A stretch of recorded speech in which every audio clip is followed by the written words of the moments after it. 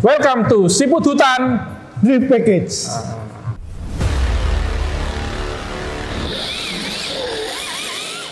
Konten ini dipersembahkan oleh GNT Express. Apa itu GNT Express? Ekspedisi pengiriman the best Indonesia. Oh iya. Best. Apa keuntungannya? Keuntungannya sering kirim kamu dapat poin tukaran dari mobil masuk. Dapat diskon. Dijemput di rumah, Bro. Oke, Jemput di rumah. Oke. Gimana caranya? Download aplikasinya GNT. Iya, dapat poin, pesen, jemput barang, dapat poin, poinnya tukarkan dapat mobil. Dan diskon sampai 50%. Diskon 50%. Ya. Topik hari ini adalah ref di RDX itu worth it apa enggak untuk pemula menemani Anda dari basic sampai jadi pro. Setuju enggak? Setuju. Kit entry maksudnya untuk masuk ke hobi ini ya? Hobi ini. Setuju. Jadi dari kotaknya itu sudah basic sudah bisa main, sudah enak. Bahkan bisa mengalahkan yang pro. Seri banget gitu. Pernah dikalahkan, Bro? Pernah. Benar.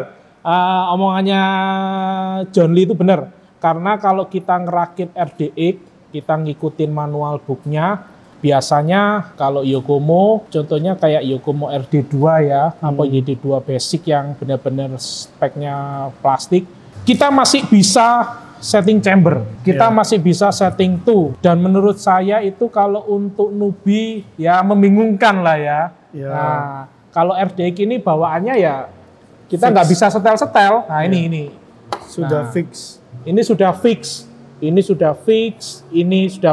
belakang sudah fix.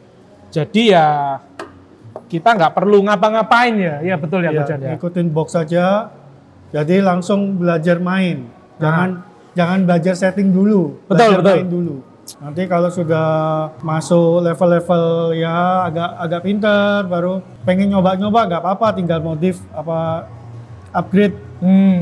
Pakai turnbuckle atau gimana. Menurut Coach John, item pertama yang harus di-upgrade kalau kita punya RDX itu apa? Ayo.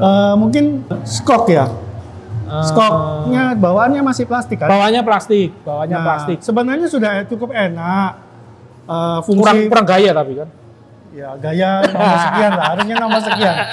Yang penting kan performance. Betul. Jadi fungsi redam, piston, oli apa semua bagus. Cuma namanya plastik ya, body tabungnya itu plastik, pasti ya waktu cetak itu agak nggak bagus gitu. Ya, mungkin presisi, oval dikit atau apa, jadi tidak bisa konsisten menurut saya.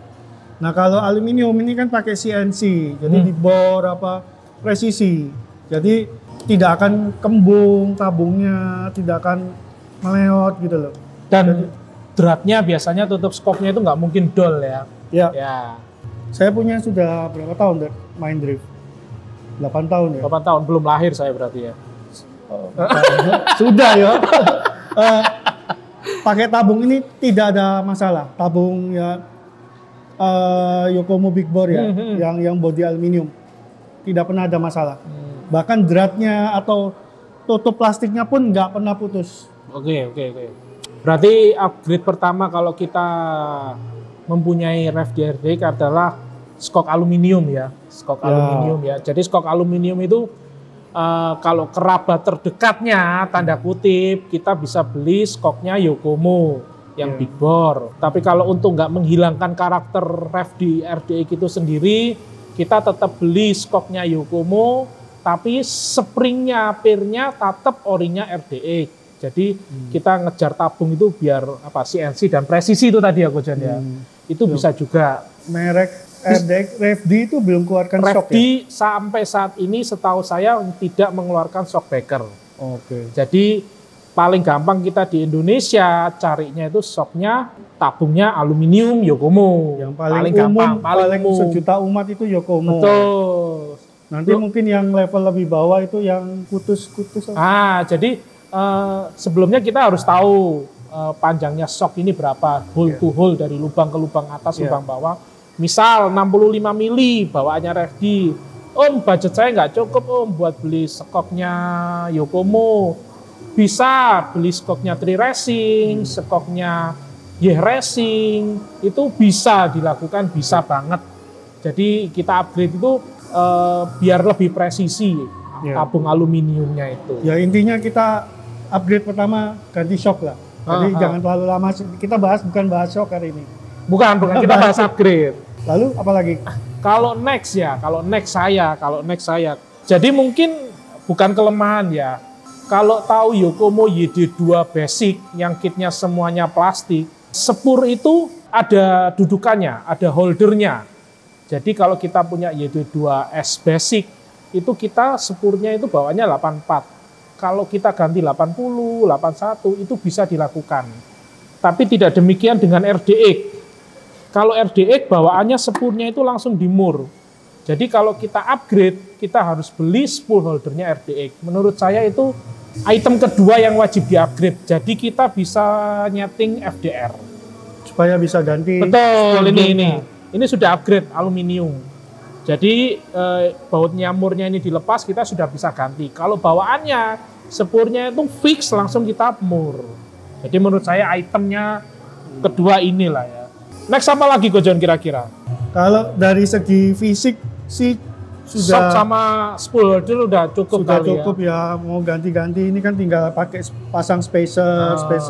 Kalau saya bilang sih upgrade buckle. Oh ya, supaya steering bisa dirubah. Betul. Steering link turnbuckle. Ini yang standar ya. Ini fix. Ini kita bisa nyeting toe in, toe out. Ini nggak bisa bawaannya plastik.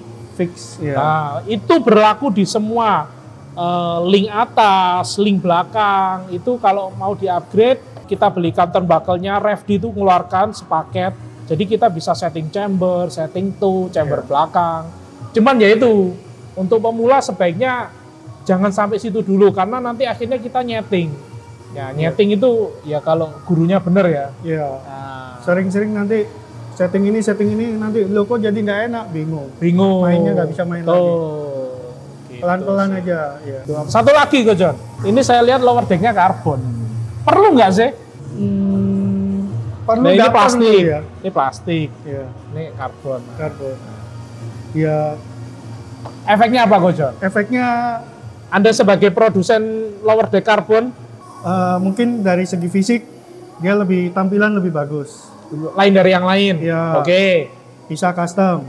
Kedua bisa custom. Iya, modelnya kan bisa. Kasih nama bisa. Bisa. Intinya bukan itu. Kita nggak promo. Chassisnya lebih ringan. Lebih ringan. Dari plastik. Oke. Kalau kita setel pertama ini kita bikin flex dulu. Kalau mau rigid gimana? Rigid itu bisa disetel. Pasang upper deck, pasang side deck, begitu. Jadi kalau ini kan kalau kita mau bikin flex kan susah. Nggak bisa macam-macam. Nggak bisa macam-macam. Oh, jadi mending bikin kalau lower deck carbon itu lebih prefer ke flex dulu, nanti lama-lama ke rigid. Iya. Kita bikin flex lebih gampang cari grip, lebih gampang nyetirnya. Nanti kalau sudah jago, pelan-pelan dibikin rigid. Tapi jangan diprotes ya, oh rigid begini-gini. Beda style. Beda style. Ada yang suka rigid, ada yang suka flex. Oke, jadi lower deck carbon oke ya, membantu performa Gojon. Bantu. Ini pengalaman gimana rasanya? Kamu jangan gini-gini tadi yo. Nggak kelihatan. Oke. Lebih kencang ya? Oke. Nah itu. Berarti bisa meningkatkan performa ya. Next. Rasanya cukup lah ya.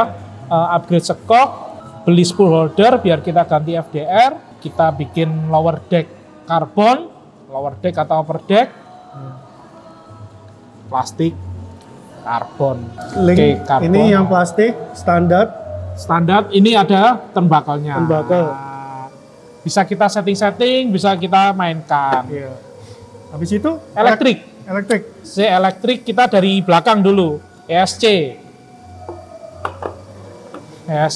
Pertanyaannya gini Gojon, harus beli drift spec nggak sih?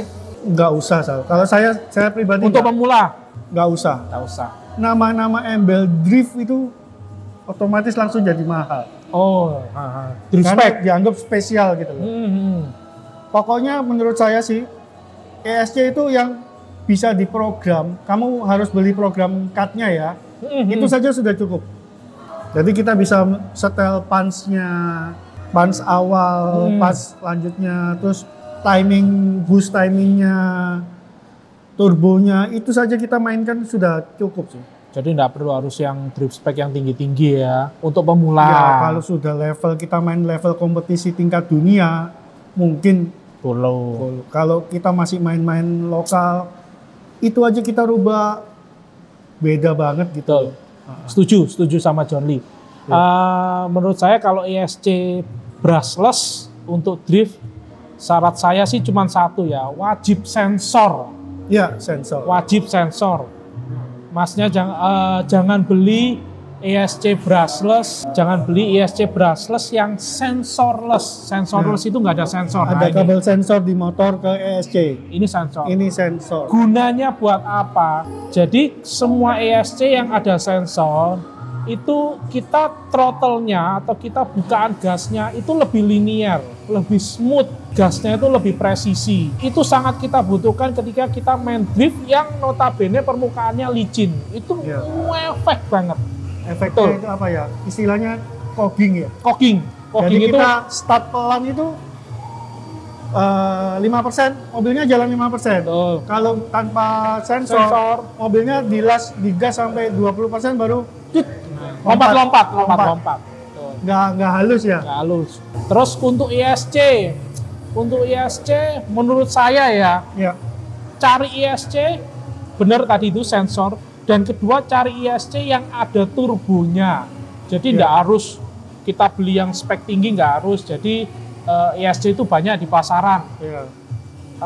Biasanya teman-teman tahu ampere. Ampere itu nggak patokan. Cari ISC 60 ampere, 45 ampere. Yang penting itu sensor dan ada turbonya. Ampere nggak terlalu ngaruh ya? Nggak terlalu ngaruh. 60 ampere bisa buat drift? Bisa. 120 bisa? Bisa. 160 kebesaran nggak? Saya pakai 160 nggak masalah. Bisa. Tapi kan kita ngomong pemula. Jadi pemula ya cari 60 ampere. 60 sampai 120 lah. Ya. Itu umum. Yang ada turbonya. Itu buat apa turbo? Ya kita kalau antisipasi kalau treknya gede, ISC itu nggak kehabisan nafas. Aman ya ISC ya? Aman, sudah cukup lah. Nanti Cukup kalau ya? bahas lebih dalam nanti di episode berikut ya. Kita bahas sampai detail. Maju ESC ada motor, Ko John. Motor itu ada tulisannya sekarang drift spec. Ada. Ini touring saya pakai touring spec. Drift spec, terus apalah nggak tahu. Terus T-nya juga 10,5 T, 13,5 T. Itu yang umum ya. Ada yang 9,5, 8,5, 7,5, 6,5. Itu terlalu tinggi. Powernya terlalu tinggi ya. Betul. Itu ke RPM. Kita nggak perlu terlalu tinggi RPM. Kita perlu juga punch bawah. Ya. Jadi kalau menurut pengalaman orang-orang 10,5 sampai 13,5 sudah cukup. Cukup. Jadi benar kata Ko John. 10,5 sampai 13,5 T itu adalah ideal spek motor. Jadi tidak harus kita beli Yokomo, tidak harus kita beli motor RFD. Di luar sana banyak, ada OB-Wing, ada SkyRC, ada AGF, banyak lah motor. Cuman idealnya yaitu tadi, carilah 10,5 sampai 13,5 T. Kenapa harus di T tersebut? Betul kata Ko John, kalau T-nya semakin kecil, contoh 8,5, 7,5, itu lebih untuk ke RPM tinggi. Nah, akhirnya kalau ketika motor itu T-nya semakin kecil, RPM-nya semakin tinggi, torsinya hilang. Dan sebaliknya, kalau kita motor, wih om, aku punya motor 30T.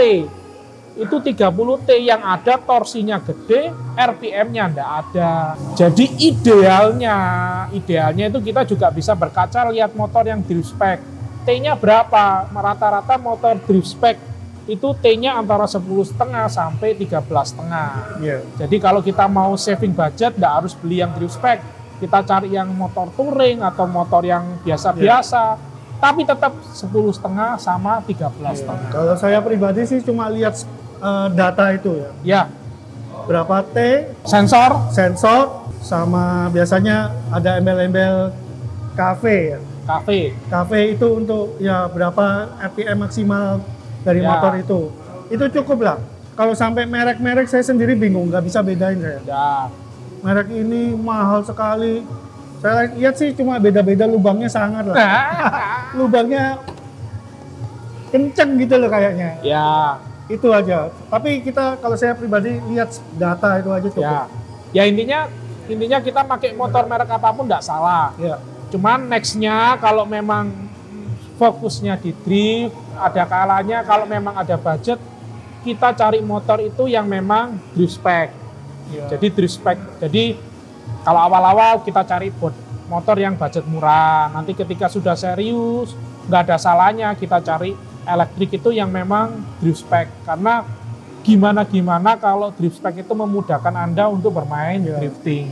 Sudah di riset untuk ngedrift, jadi mungkin magnetnya lebih smooth, nggak lompat-lompat gini. Betul. Ya, jadi kan memang perlu traksi, tapi halus keluarnya zut gitu, baru bisa kencang. Kalau langsung kaget juga jelek kalau untuk drift. Aman motor? Aman. Next. Ke depan ada gyro. Gyro ini banyak harganya. Jangan gyro. Oh, Servo dulu. Servo. Gimana servo? Servo ini awal-awal servo itu nggak programmable. Nggak ada. Ya. Jadi servo tanpa program bisa main nggak? Mungkin selama kita nyari servonya itu drift spec, harusnya aman. Jadi nggak perlu kita setting lagi, seharusnya aman. Cuman kalau kita untuk kita nyeting servo itu kan kita perlu dongle. Ya. Budget lagi dong. Budget. Ya, itu kalau pemula mungkin agak memberatkan ya. Nah. Ya. Speednya dulu, bis. Speednya jangan yang terlalu pelan. Ya. Nggak bisa. Drift itu perlu cepat ya. Perlu cepat, perlu torsi. Iya. Nah, jadi kalau teman-teman mau riset, Om, aku ada servo Power HD, Om, aku ada servo Savok, aku ada Futaba, yang notabene bukan drift spec. Ya. Kalau mau dicoba itu enggak salah, tapi biasanya penyakit yang ditemui itu biasanya servonya kalau gyronya besar biasanya gedek, ya kan? Karena memang speknya dia bukan drift spec. Tapi bukan berarti servo itu rusak, enggak. Servo itu kebutuhannya mungkin untuk touring, untuk adventure. Terlalu presisi. Malah terlalu cepat. Nah, karena kita kalau main touring, main adventure, servo itu benar-benar kita nyetir. Kalau kita di drift ada RWD yang mengganggu kita, tanda kutip ya, membantu. Nah, jadi kalau servo apa untuk pemula, menurut saya pendapat ya. Saya pernah ngerakit Sakura D5. Sakura D5 itu di halaman belakangnya ada setting system drivernya. Itu dia menggunakan servo Power HD R15S. Ya, jadi melihat manual booknya itu, menurut saya itu opsi yang pertama lah ya. Kalau kita main drift budget pemula dengan kit RDX pemula ini, menurut saya budgetnya itu paling bawah. Menurut saya R12 Power HD.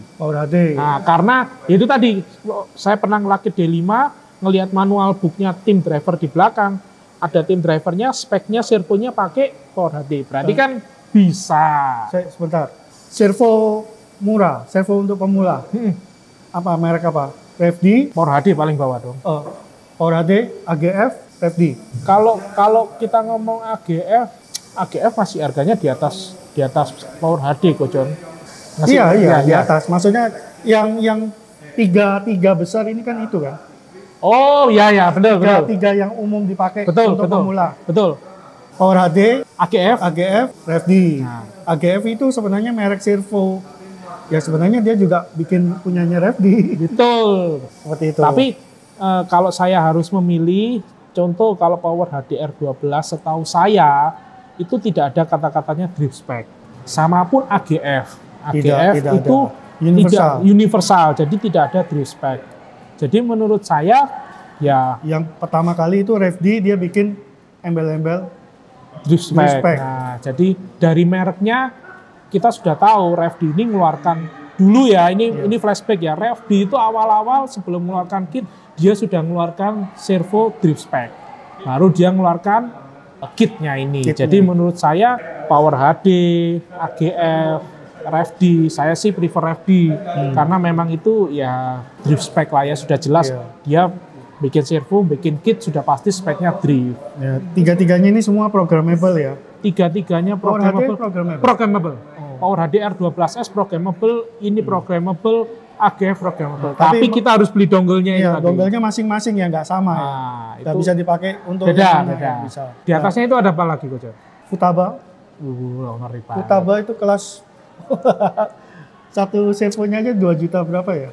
Ya, CD sekian itu 2 juta something lah ya. Iya, bukan pemula lagi. Kita yang ini tadi 800-an ya? 800 sampai 1 juta. 800 2 juta setengah. Waduh, jauh. Tapi ya diinfokan ya kita infokan. Jadi contoh Yokomo itu ada yang SP yang aluminium itu mungkin harganya di kisaran 18-an lah ya. 18, 1,5 itu tengah-tengah, menengah. Di atas itu ada juga servo itu menurut saya Futaba. Jadi tapi ya itu tadi kalau servo Futaba sebaiknya gyronya pun Futaba, remote-nya pun Futaba. Iya. Itu kalau advance ya. Itu sudah dihitung sendiri. Servo, gyro, remote Futaba sudah dapat kit ini berapa? 10, 2,5. Dapat ini 4 dong. Dapat ini 4. Iya. Oke, itu servo ya. Iya. Servo. Next Ko John, apa pasangannya servo? Gyro.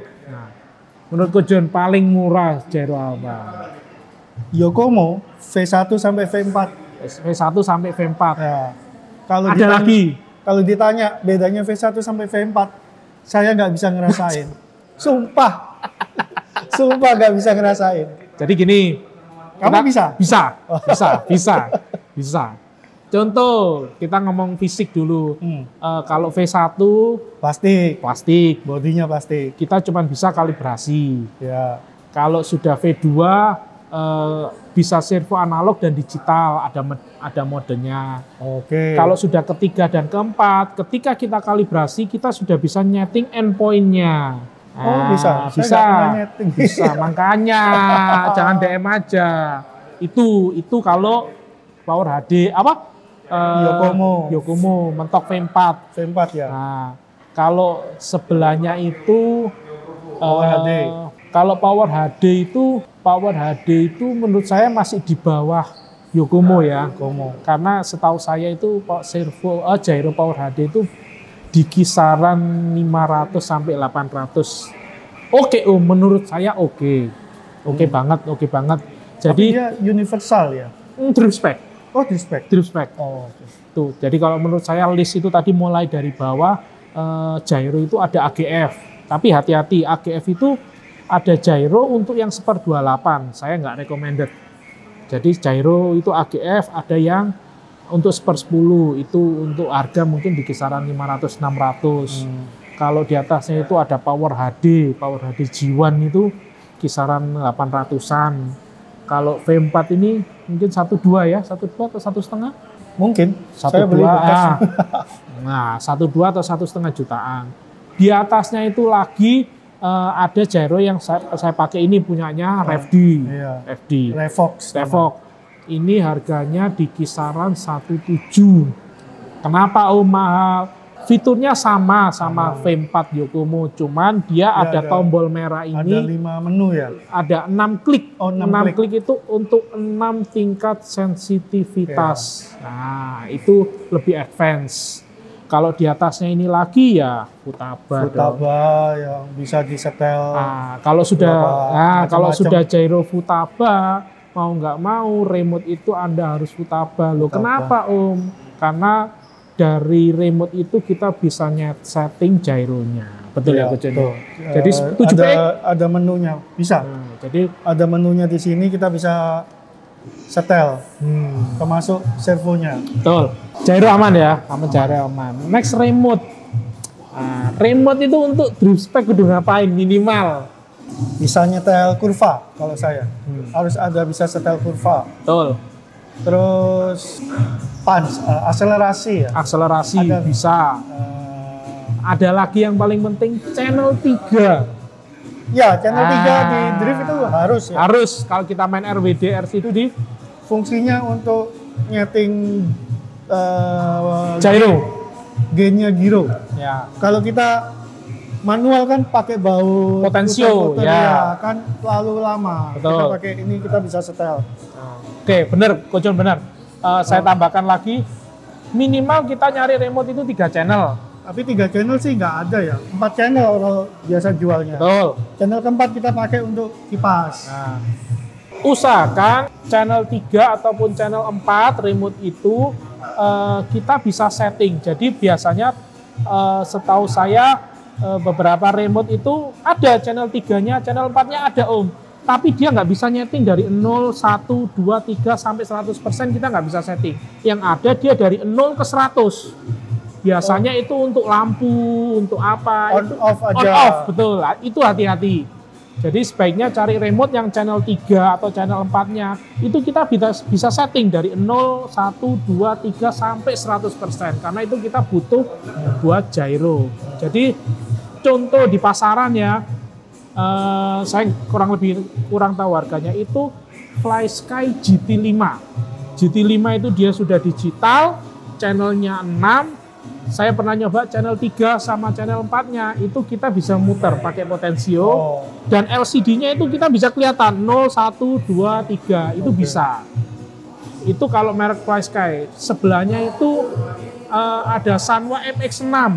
MX6 itu 3 channel. 3 channel itu kita bisa mainkan dari 0 sampai 100%. Nah itu sih Coach John. Kalau di atas itu sudah banyak ya, 2 juta, 3 juta.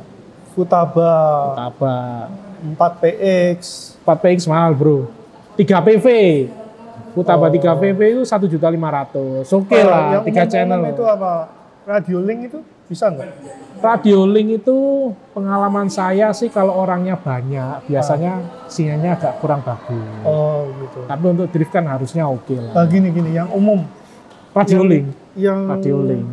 Sanwa 12 apa? M12. Sanwa. Ya.